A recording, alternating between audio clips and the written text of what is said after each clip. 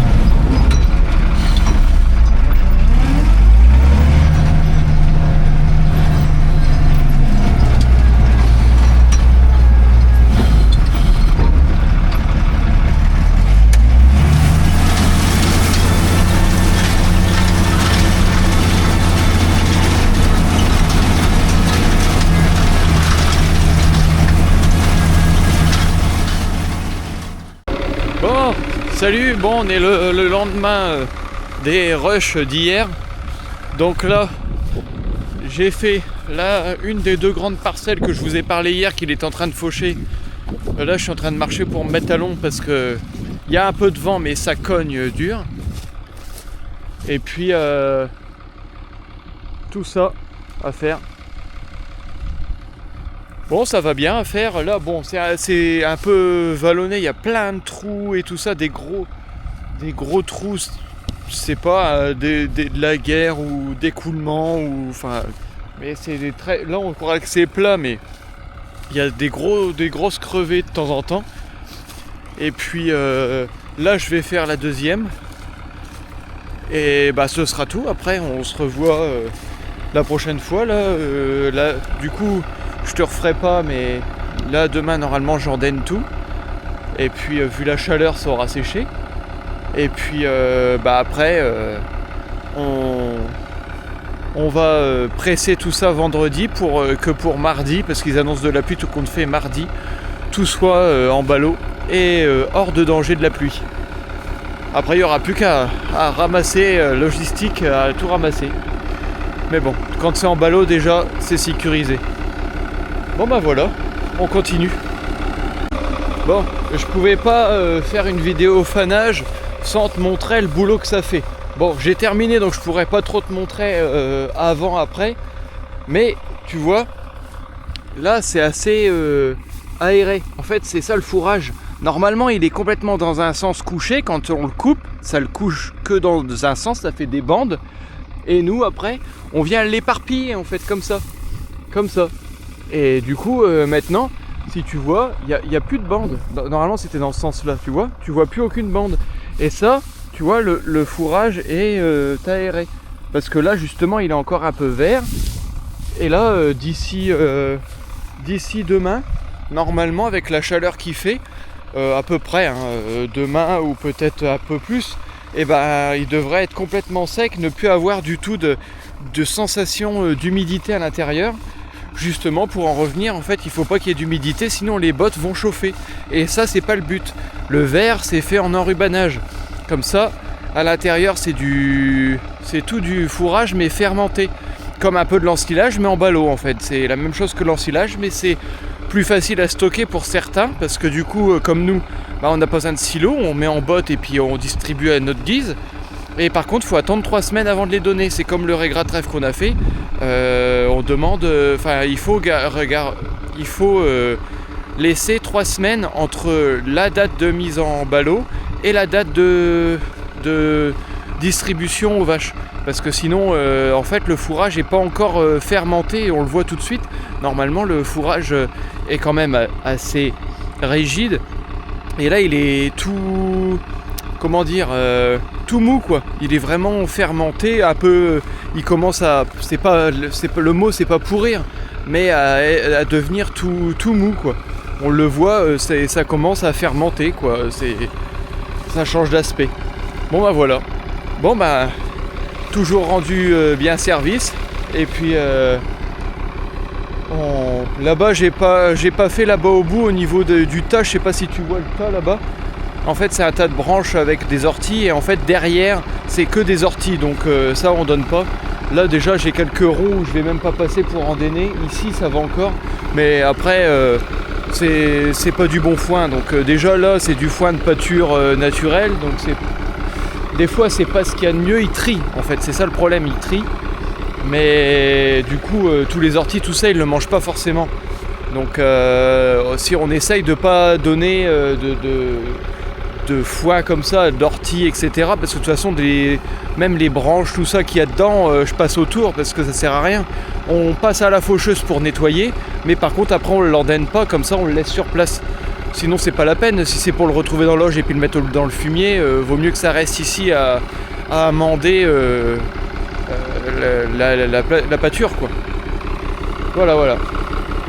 Bon ben moi je te dis peut-être à demain, je sais pas, je vais peut-être faire une seule et même vidéo pour fanage et puis après le pressage, ou je te tiendrai au courant demain, je sais pas. De toute façon les vidéos je les sors pas en semaine, donc si je finis un peu ordonnage tout ça demain, je te partagerai tout ça. Bon allez,